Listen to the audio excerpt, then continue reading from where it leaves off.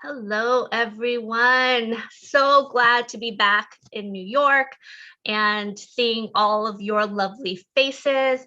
Um, before we start, you know the deal for folks who are regulars, click chat. This is not like your normal webinar where you're just kind of passively watching. We actually want you in the conversation. So for the folks who are in the Zoom room, and also folks who are watching live stream, YouTube, Facebook, LinkedIn, we want you in the conversation too. So in the chats, or if you're on live stream, in the comments, your name, if you'd like, your company, anything, what city you're from, because we're really trying to build community here and really, get to know each other offline and online. So feel free to add your LinkedIn profile if you kind of want to grow your LinkedIn kind of presence and community. And once again, if you're on live stream, LinkedIn, YouTube, Facebook, Twitter, we want you in the conversation too. So to introduce yourself in the chats right now. If you have any questions, even for folks who are in the live stream, ask them in the comments and I'll be checking throughout. So you can ask, Christy, any questions you might have at the tail end. So for those new to Community of Seven, there's one singular purpose of these calls, these Let's Talk calls, and they've been around for almost a year and a half now. And it's to create an environment where you can come as your authentic self. We might not agree with each other on politics or religion or whatever it is, but this is a safe place for you to come in as you are and be accepted, and a place where you can have a conversation about the things that are the most important to you. And it's a purpose-led, it's a group of purpose-led leaders really talking about the things that they care most about. So for those who are in the live Zoom audience, if you can, turn on your video. If you don't feel comfortable, you can leave it off too, but we like seeing your beautiful faces, and especially the speakers, being able to kind of see your amazing faces is so comforting. So if you can, turn it on. And for those who are in the live stream, I want you guys engaging in the conversations as well. Introduce yourselves in the chats, communicate with each other, ask questions, okay? So quick exercise before we start. For the next activity, for those who are in the live Zoom room, top right-hand side, put yourself on gallery mode so we can kind of see each other. We're in a grid format. And for those who are on live stream, I want you to answer yes or no. For those who are in the live Zoom room, if you say yes, just put two hands like this. Make sense? So I'm going to ask you a series of questions. If the answer is yes, two hands up. And then if you're in live stream, just answer yes or no. First question, how many of you find yourself deflecting a compliment with a qualifier? So for example, someone tells you, you did a great job. Oh, wasn't that great? Or it was really luck. How many of you had your confidence diminish because of a negative comment or action by someone else? Okay, how many of you have ever thought, I will never be as good or successful or accomplished as fill in the blank ever in your life? How many of you have ever had this thought running in your head? I'm not good enough, ever in your life? I think that's what's so powerful about this exercise, is that common thread of no matter how much shit, you think the other person has their shit together, we all have these kind of doubts and feelings of insecurity, right? And I think that's kind of the power and this uniqueness of this group as well. And so thank you so much for being vulnerable, and thank you so much for being honest. I know the funny thing is, when I was younger, I probably would have been too embarrassed to answer any of those questions.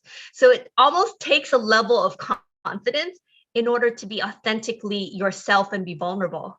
So kudos for the folks who were vulnerable at this moment. So for the next part, top right-hand side, put this on speaker mode, so you should just see me right now. Today's Let's Talk is on the power of confidence, and we have an amazing guest, Christy Desantis, today. And before we begin, I'd like to provide a quote by T. Harv Eker to set the tone. Successful people have fear. Successful people have doubts, and successful people have worries. They just don't let these feelings stop them. Today's talk is about the power of confidence, but what does that really mean in practice?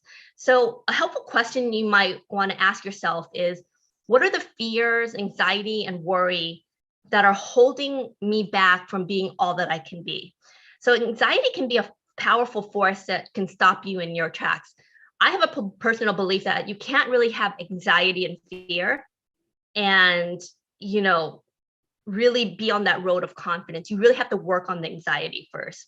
So there's a lot of emotions, beliefs, and baggages that are tied up when when you have something that you really want to overcome, and asking for help can seem daunting, right? So, thoughts can run in through your head like, what if they think I'm stupid? What if I fail? What if I'm not capable?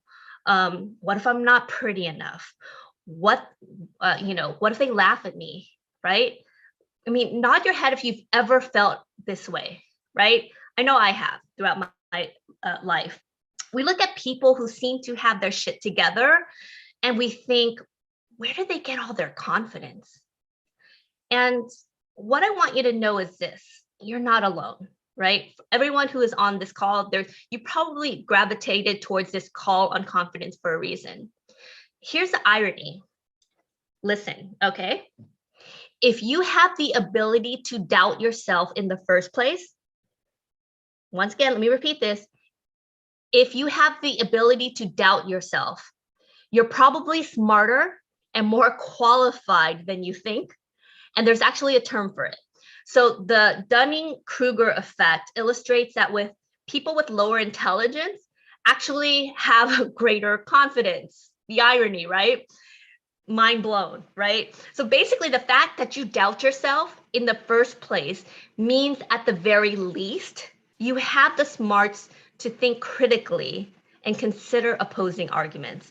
And we've all had those bosses where you're like, how did you get there, right? Because they're not that smart, but their confidence, kind of got them to those positions, and maybe people they might know as well, right?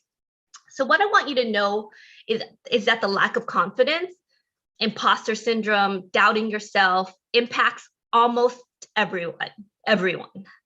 So even the people you admire and aspire to be have confidence issues. So 70% of people experience imposter syndrome at some point in their lives. Between 30 to 50% of people have consistent imposter feelings that will affect what they think, feel, and do. And intertwined with imposter syndrome is self-confidence. Over 85% of people suffer from low self-esteem at some point in their lives. So there's actually a huge financial cost to low confidence. Studies have shown that individuals who possess self-confidence earn roughly $28,000 more per year than their peers who have low self-esteem. $28,000 more a year. So over a 40-year career, that adds up to $1.12 million in lost earning. Let that sink in. $1.12 million. So your lack of confidence right now might be costing you $1 million in lost earnings throughout your lifetime. Now, let's talk about why people, leaders, and organizations should care. Employees that lack confidence will perform below their potential, fear taking risk, be less likely to share their opinions, and be unsure of their work and abilities. That's why it's so important to create these psychologically safe environments. Consequently, their lack of confidence contributes to them to becoming an underperforming employee. So there's a reason why leaders on this call or watching remotely need to create a psychologically safe place for their employees to grow confidence. And it's imperative that we do so because it's good for company success. For leaders, hiring the right managers, this is probably a very important one that is not often talked about. As a hiring manager, getting the right managers that will support and nurture their teams, and aren't focused on criticizing, micromanaging, and striking fear in their workers, is a prime example of the things that you can do as an organization to create a culture in a company where you can build confidence within your team and accordingly create greater success for the company. So according to an Indeed survey, 97% of employees said that when they feel valued by their employer, it boosts their confidence, therefore they perform better. Nod your head if when you're confident at work, you perform better. That's like almost all of us, right? A good manager encourages their employees to push the limits and celebrate as much as they do victories. If we want innovation for companies, we can't have people afraid of failure, because perfection is the enemy of progress. And research shows that when you improve your confidence and belief in yourself, success soon follows.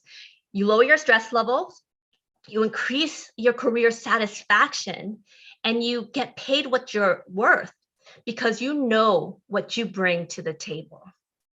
And your confidence is the key that gives you a distinctive advantage. It's a subtle yet intangible difference that shows in everything you do, how you speak, and the presence you carry as a leader. So before I introduce our amazing speaker, in the chat, I want you to type in the answer to this question. Don't press send, just type it in for now, and then I'll tell you when to press send. What are the things you do personally that brings you confidence? For example, practice, other people telling you're good, affirmations. What are the things that you do to bring you confidence? For those who are on live stream, I want you to do the same. For the people who are in the Zoom, do it in chat, but don't press send yet. And for those who are watching live stream, put it in the comments. What are the things that you do that brings you confidence? Practice, validation from others. I'm going to count down. 5, 4, 3, 2, 1. Okay, practice, learning, affirmations, yoga, doing the hard things. I love that.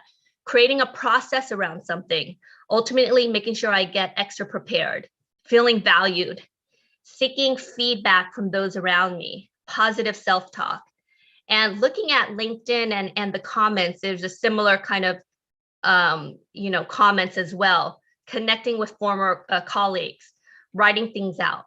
And there's a lot that kind of focus on preparation. Thank you so much, guys. I am so excited right now to introduce our guest, Christine Desantis. Christy is currently the founder and Chief Confidence Officer, best title ever, right? Of Fiducia Coaching, and that focuses on empowering and sparking confidence as a source of professional growth. She offers career and personal development, executive presence, and visibility and leadership skills coaching. She is certified. She is a certified executive coach and has a workshop called Inspiring Confidence, Unlocking Your Inner Champion, to help individuals and organizations thrive. Would recommend reaching out to her if you'd like to bring this into your organization.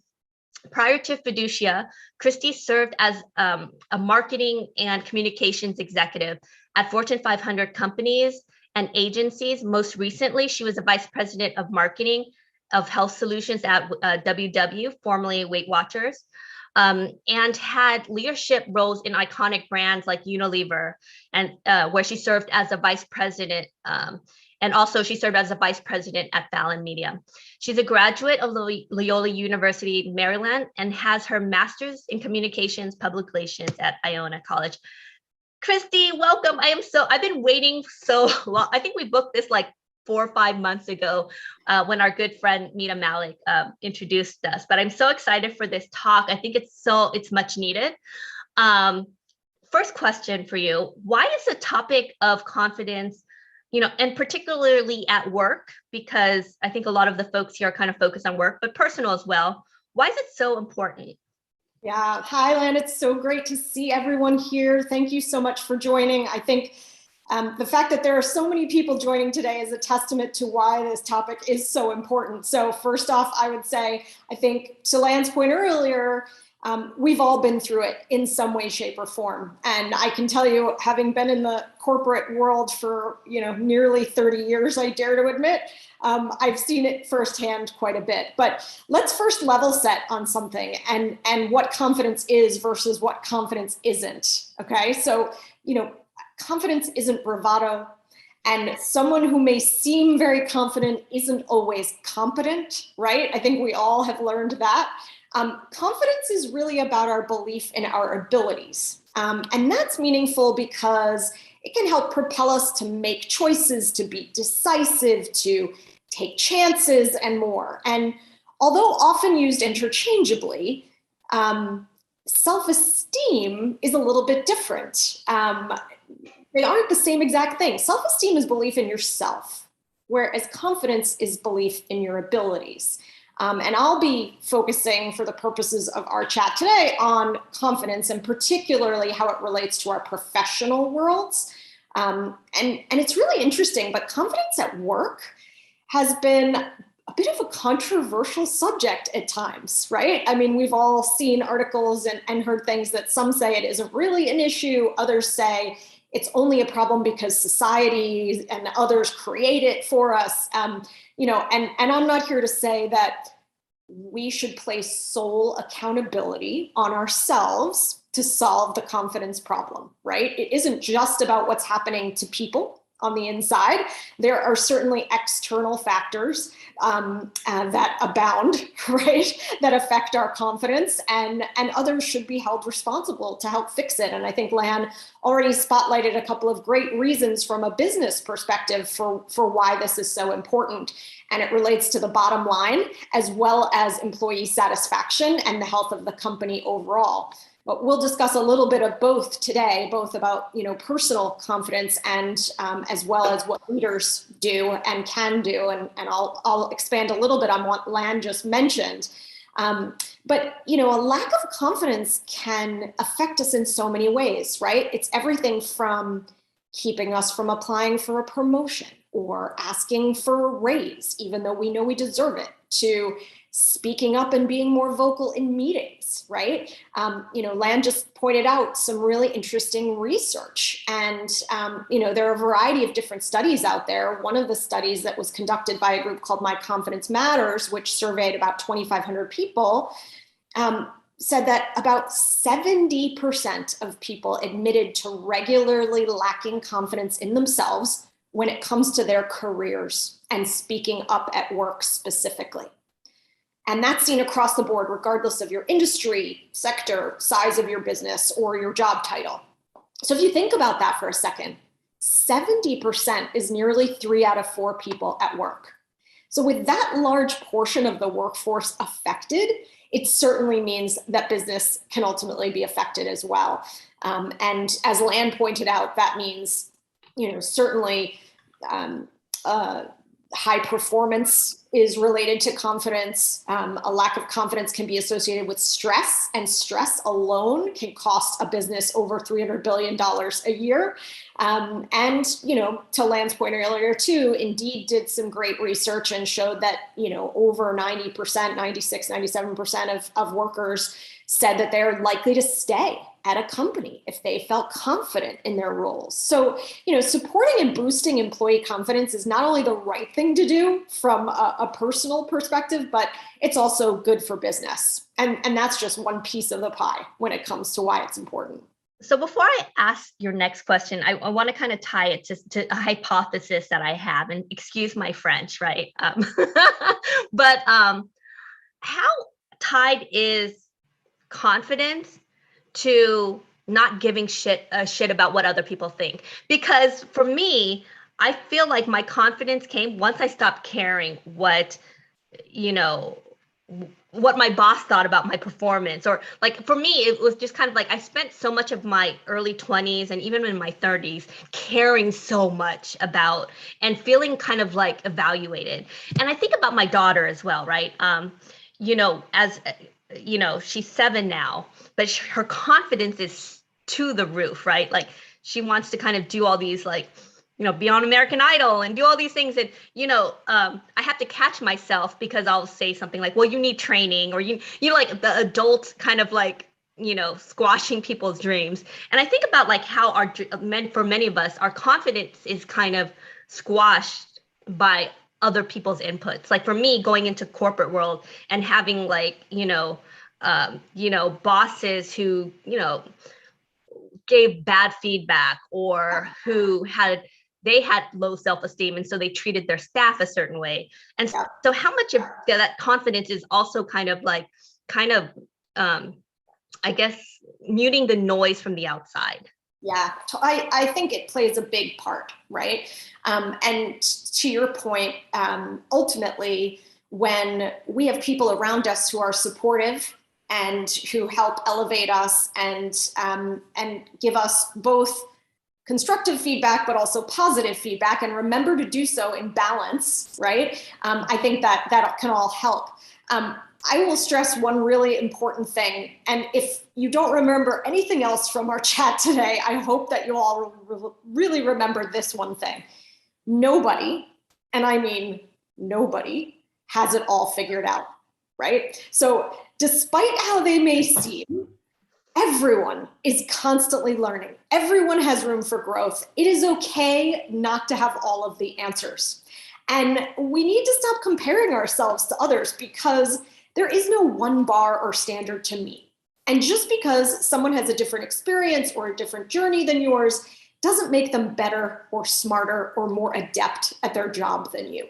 You get to determine your worth at the end of the day. And I think if we can remind ourselves of that, obviously there is this direct tie, as Lan is talking about, but you get the say on what you're worth and what you believe about yourself. I love that. And David Hansen has a great quote: "Comparison is a thief of joy." Love that.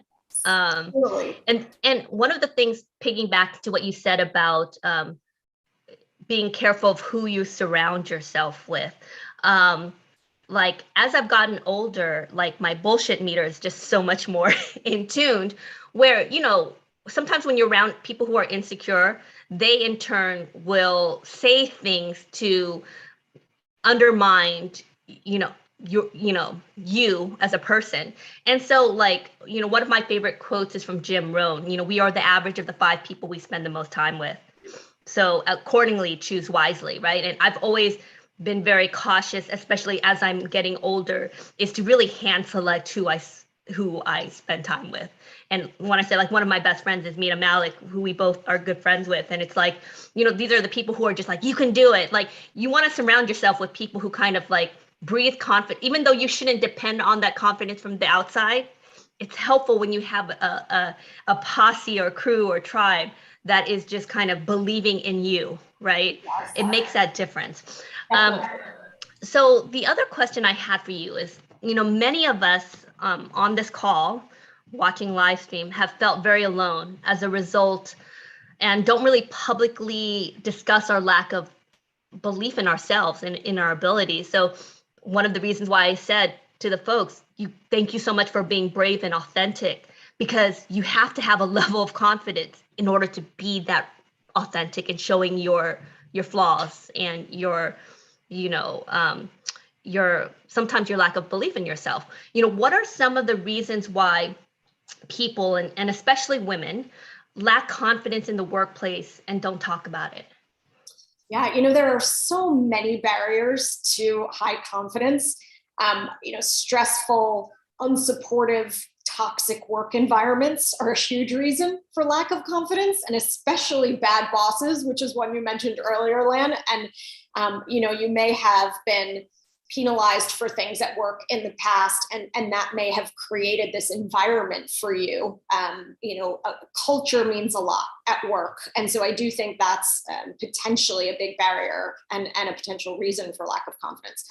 Another is that many people aren't confident because of the idea that everything they need to do has to be perfect, right? This idea of perfectionism is a huge killer of confidence. And those who experience it set, unrealistically high, essentially unattainable goals for themselves. And when they don't achieve them, they criticize themselves for it, and thus create this vicious cycle, right?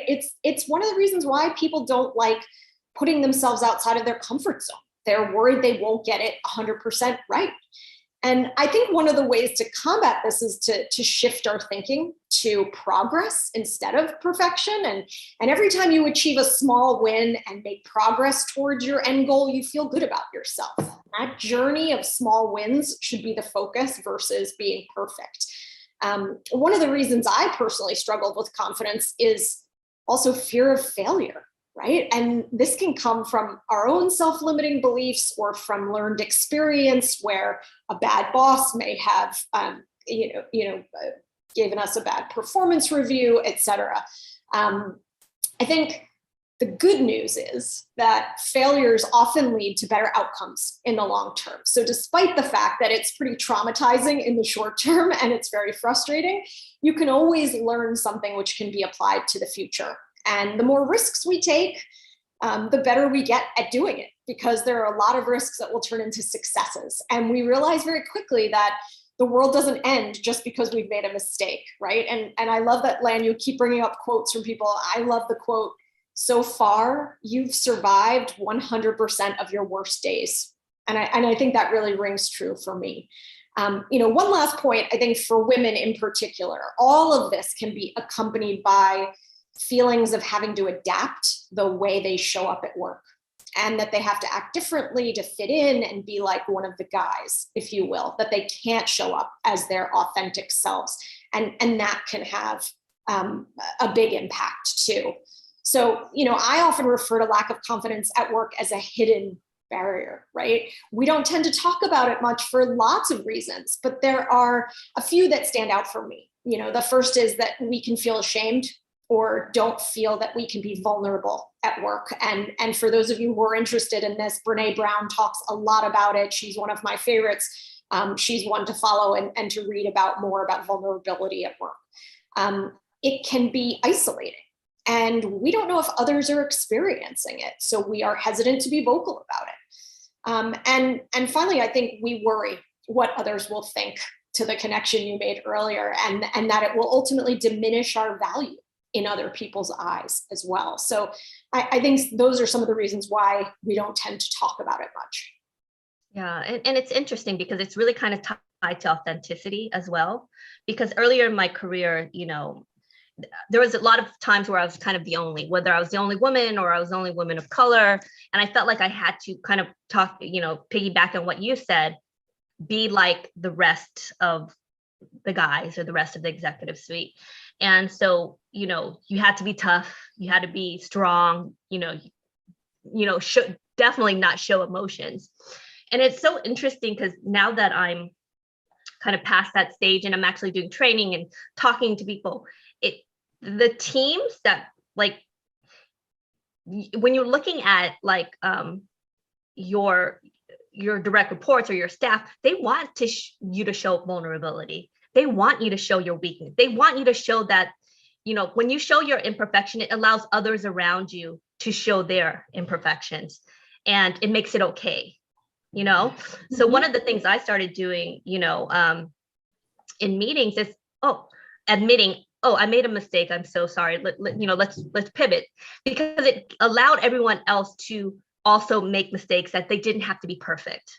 And it's so difficult to be in an environment where perfection is the expectation.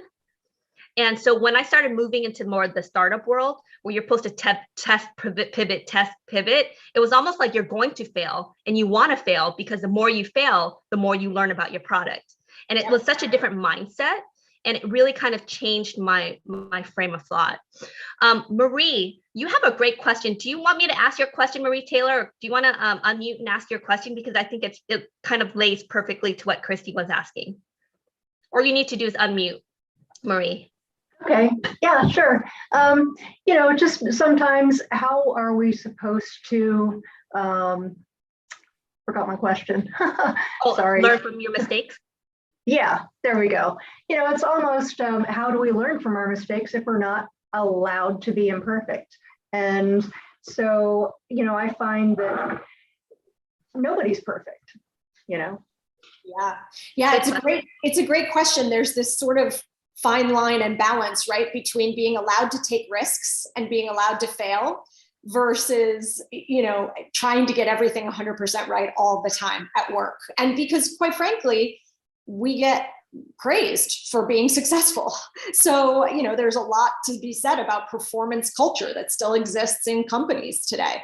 I don't have everything figured out, to be perfectly honest. I think for me, what has worked well is for every failure that I've had, I've tried to analyze and sort of look at the journey of that failure. Which parts of it actually went okay and went well, and which parts of it didn't go well?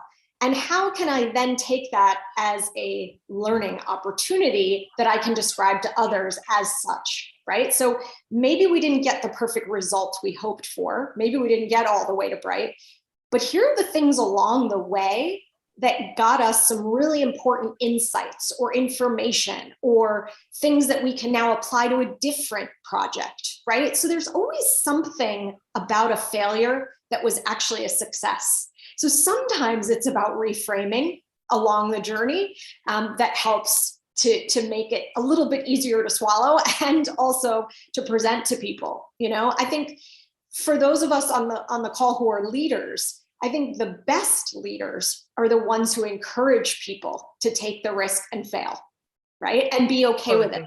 And to praise people for, and particularly visibly in front of others, for trying to do something differently to change the course of the business, whatever it is that you do.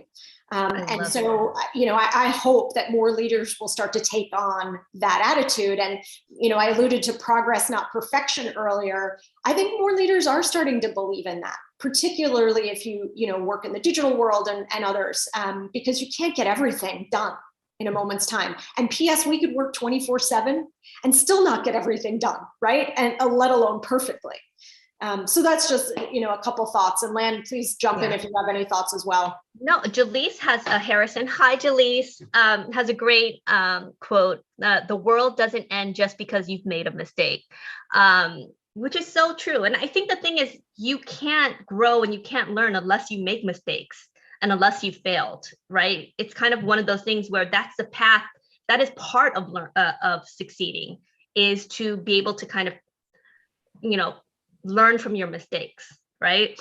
And cultures that innovate, you have to create, like Google did this huge, multi-year study, and they found that the most innovative teams were the ones where managers encouraged failure. It was created psychologically safe places for people to kind of grow and learn. Because if you are always afraid of, I used to be in the agency world. I know a lot of you guys were some of you guys were in marketing as well.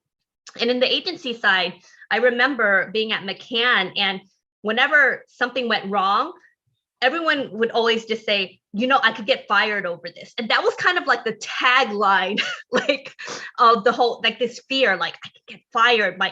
The world, kind of the opposite of what Jaleese was saying. Yeah, the world ends if you make a mistake. And I realized that, there's some cultures of companies that are not going to change. And Jaleese and I actually worked for a company that was kind of similar to that, where it's kind of like the Hunger Games, right? And where the culture is about competition. And you can't, as a person, come in and change that culture that's so ingrained. And sometimes you just have to leave and find cultures where it is psychologically safe, because it is difficult to change a culture once it's been so established, right? Or, if you're in consulting or some of these other kind of fields where it's all about the client and you have to kind of have this perfection, it's just a different environment. I think part of it is understanding yourself and how you work, and what makes you feel authentically yourself, and finding a place that jives with that, right? Because I know I wouldn't do well in certain environments. And I think part of that is understanding yourself as well. So next question I have for you, Christy. Let's take a moment to discuss imposter syndrome. So there's a lot of opinions on it. Do you think it's real? What can we do about it? There's also been opposing views on it as well from women of color, because I don't know if I've ever had a confidence issue. I've always known that I was competent, but it was my managers telling me I couldn't. Or I think about women of color who've been told, or men of color or whatnot, who've been told that they are not equal to or whatnot, or, or if the playing field is not equal. Or you see someone who, and I think all of us have probably experienced this at some time, where someone who's not, is not as qualified as you gets a promotion or gets that opportunity because they might know someone, or they might play golf with the CEO's son or whatnot. Let's take a moment to talk about imposter syndrome, because I know it's complicated. Yeah, it is. And it is also, again, a bit controversial too, right? So, imposter syndrome it's not officially a diagnosis per se, but it is recognized by psychologists as very real and a very specific form of self-doubt, right? People are afraid that they don't belong where they are, they feel undeserving of it, and that they'll be found out as a fraud, right? People with imposter syndrome most of the time worry about things like being disliked, appearing unattractive, outshining other people, or grabbing too much attention. Self-worth becomes dependent upon and defined by achievement. And again, you're right, Lam. There are people who say it's not our issue internally, imposter syndrome. It's not me. It's what I appear, how I appear to others, and what people around me consider value from my contribution specifically that affects me, right? That I'm not the imposter, but it's that others aren't valuing my contributions. I would say that this can be an internal struggle. It can be a product of your environment. I believe it's a little bit of all of these things at the end of the day. But I can honestly say from personal experience and from talking to hundreds of women sort of informally over the years that it is real, and regardless of the reasons behind it or the causes of it, there are internal conflicts and struggles sometimes about believing in ourselves and thinking that we don't belong where we are. There are two journalists, Katty Kay and Claire Shipman, who have been studying this for years and have interviewed some of the most powerful and influential women around the country, and found that they experience it too. Everyone from Sheryl Sandberg to WNBA players, right? I love this example. So Meryl Streep, who is obviously one of the most widely recognized and celebrated actresses of our time, once said, "You think, why would anyone want to see me in a movie? And I don't know how to act anyway, so why am I even doing this?" Right? Now, that couldn't be the more perfect example of imposter syndrome, because this is someone who's clearly, lauded for her incredible talent, and yet she doubts herself. So I think there are so many examples of imposter syndrome out there. In terms of what we can do about it and to combat it if we do feel we're experiencing it, that part's tough. There is no quick fix solution from my perspective, but there are a few things you can do, I think, to bolster your belief in your abilities and to know why you are where you are.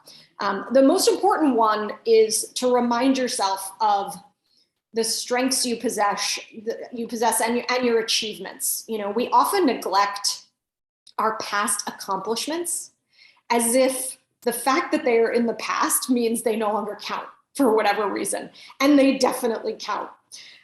So 2 quick suggestions around this. The first is an exercise, and you can take this as some homework.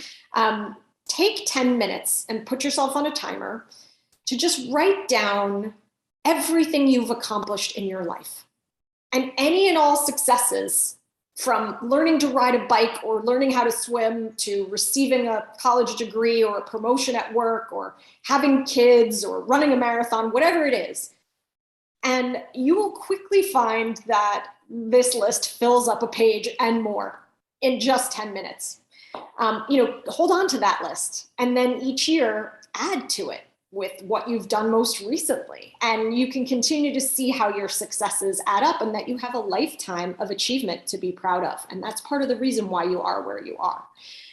The second is to have what I call my #winning folder in my inbox where you keep all those emails you get or messages you might get from people who've complimented you or your work or have taken the time to say thank you to you for something you've done. Revisit those when you're having a tough moment to remind yourself of what you've achieved and how you've added value and that others have recognized it. It's another great way to bolster that belief that you do belong where you are.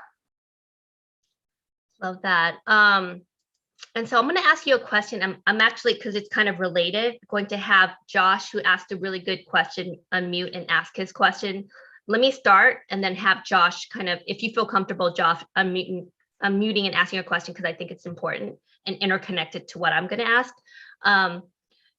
So the next question that kind of comes with imposter syndrome is, so what can we do about it, right?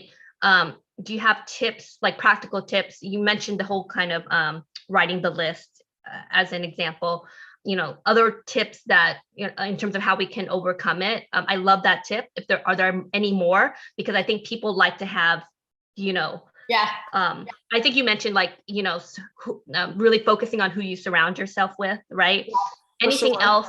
And also Josh has a really good one that's interrelated. Josh, do you want to unmute and ask your question? Because I think it's great. And if not, I can ask it as well. Josh, you want to unmute Josh? Or let me ask, maybe he's not able to. So Josh's question is, so how do you change or gain confidence when the lack of and the idea of perfectionism comes about from one's upbringing and how parents raised you? And I'm going to add to that, because being in an Asian, from an Asian household, we're taught not to talk about ourselves. We're taught, and that doesn't mean you don't lack confidence, but you're not, in the corporate world, you're supposed to be talking about yourself and what you're accomplished. And this is why I deserve to be here, right? Yeah. I was brought up to say, you work hard, you put your head down, and success will come. Obviously, that's not the case in corporate America, right? Exactly. So Yeah. how do you kind of going back to Josh's question, how do you kind of gain confidence and change who you are when you were kind of brought up with this idea of perfectionism or modesty, right? Yeah. So I'll try to address that one first. And I will tell you that it is fact that our upbringing and our habitual thinking has created what I equate to grooves in a record, right? We have wired our brain to habitually think a certain way.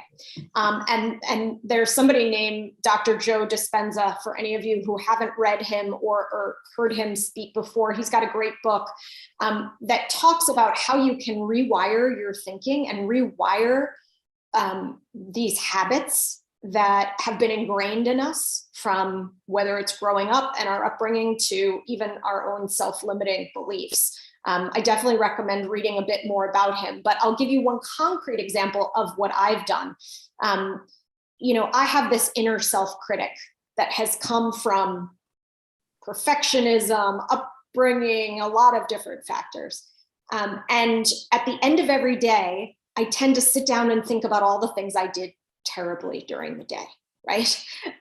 What I wish I had said, what mistakes I made, what I got wrong.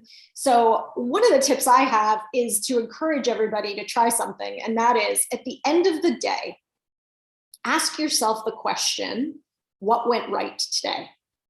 Because if you reframe your thinking to focus on what you did well in your day instead of thinking about what went wrong, you can start to rewire your brain a bit and change that habitual thinking, that habitual negative talk, and start to think about the positives instead.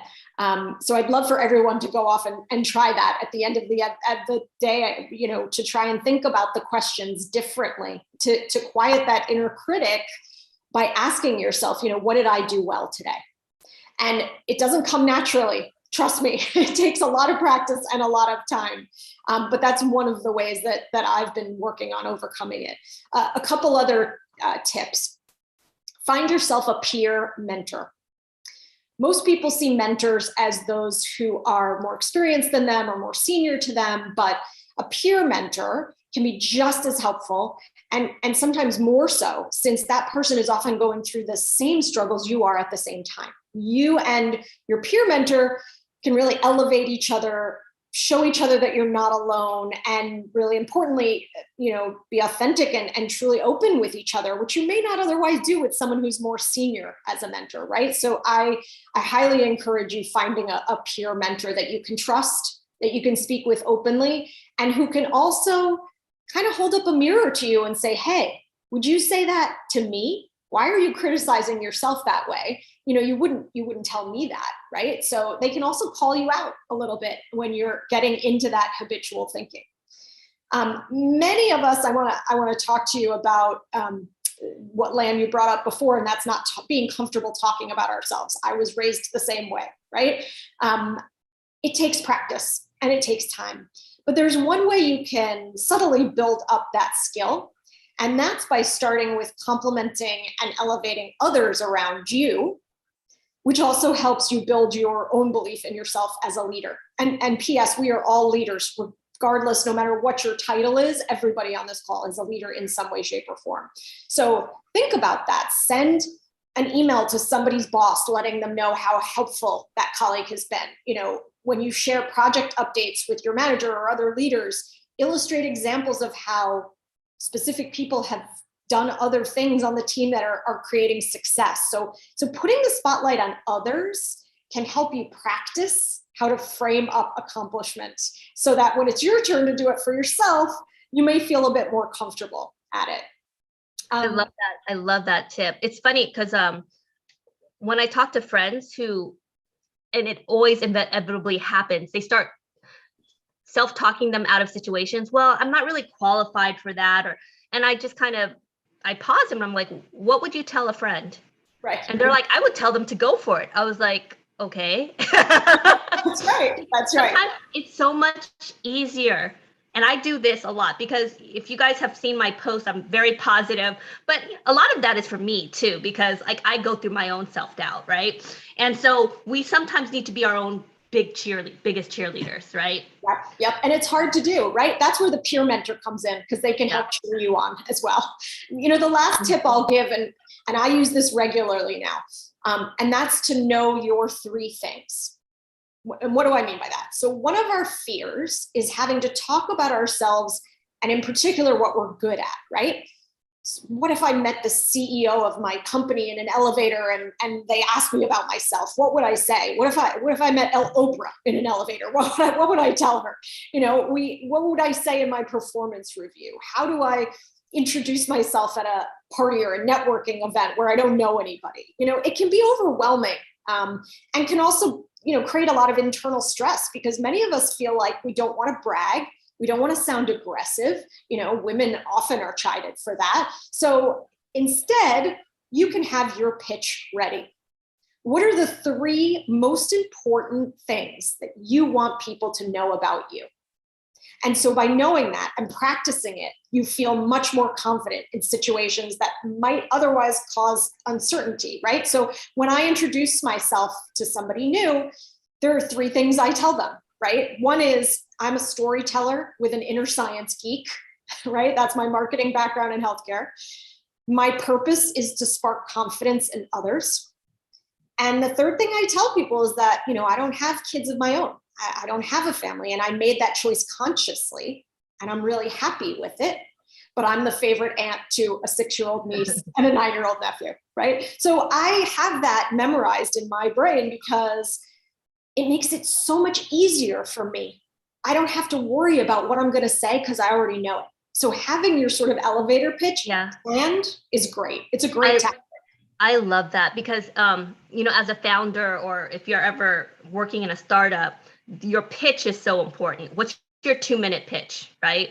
And what's your elevator pitch? But we never do that for ourselves. And I recently posted about the importance of working on your personal brand, because too many people focus their entire lives working for, their company's brand and promoting them. And especially for folks like us who have previously been in marketing, our whole lives is about marketing and building these brands.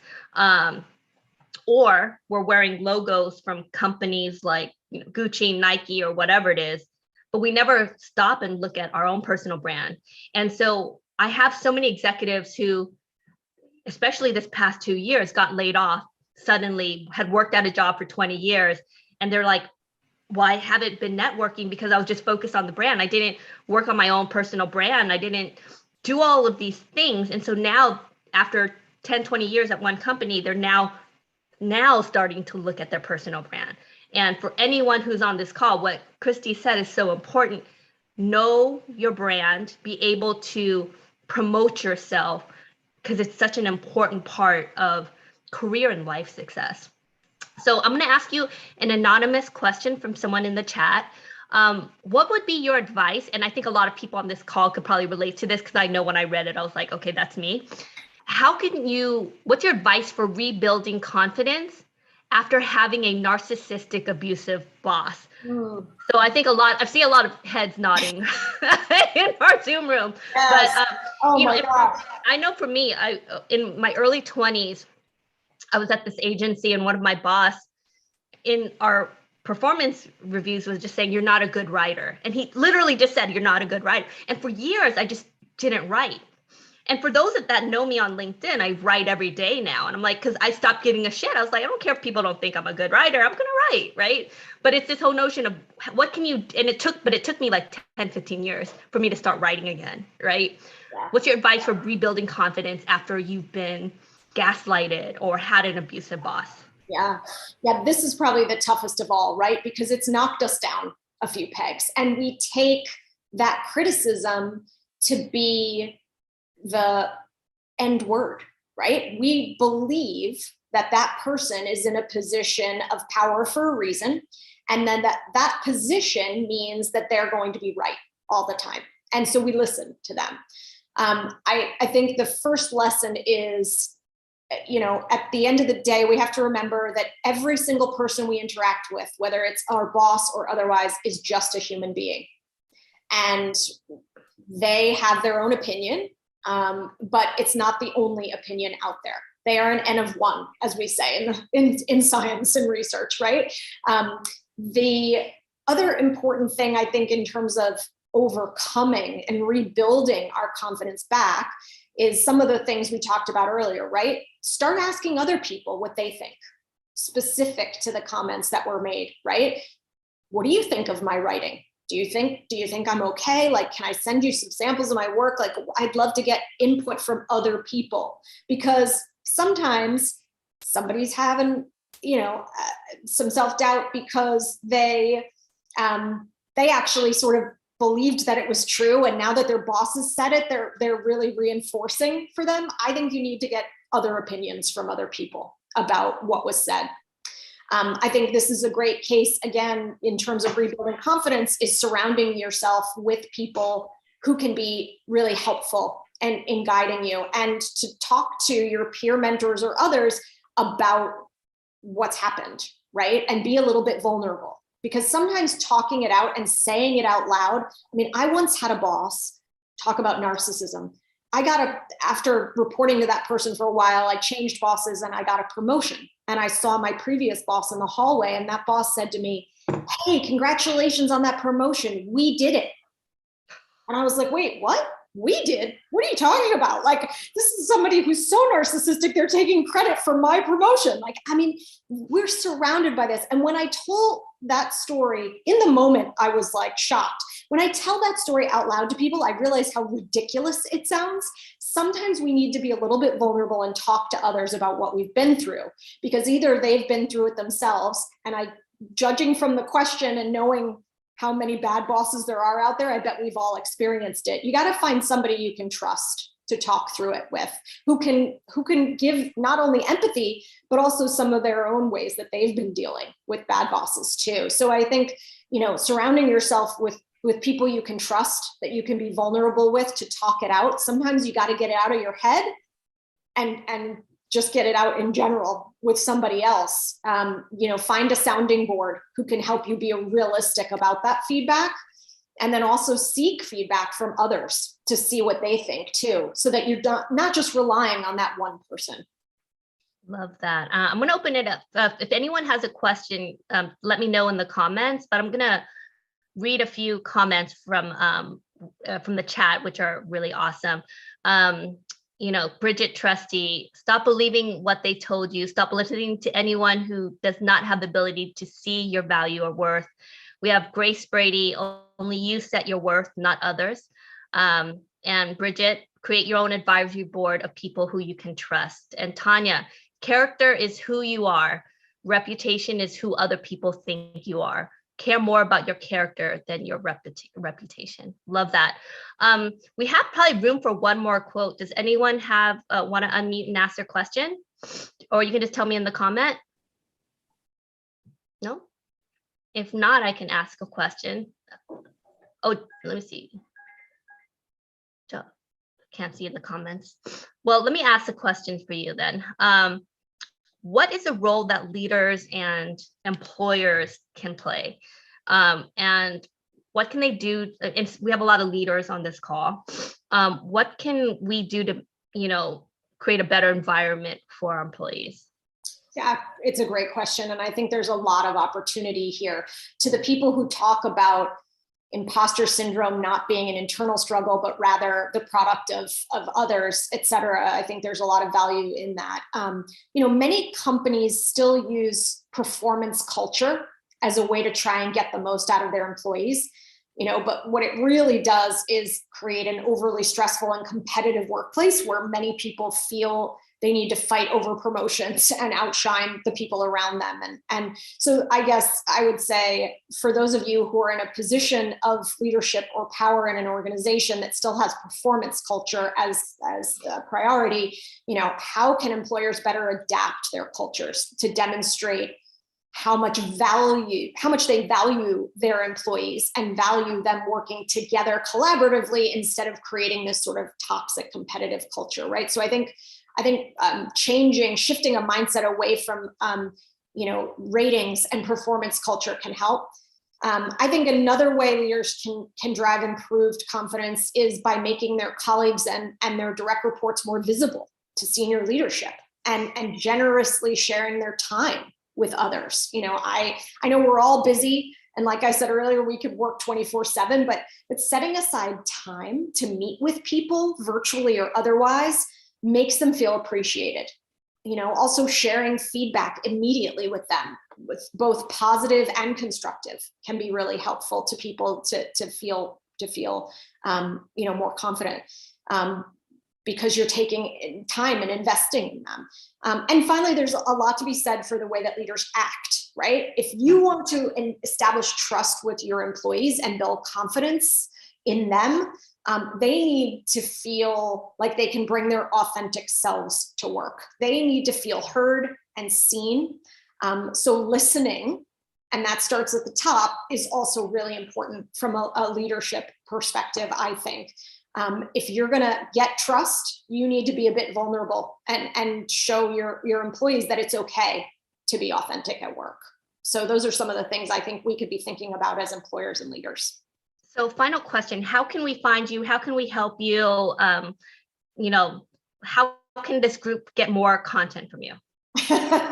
Well, certainly you can follow me on LinkedIn. I do post a lot of quotes and content and things like that there. I just launched a website, so it's not quite all the way there yet, but it's christydesantis.com. So you can always reach out to me in the contact page there if you have questions.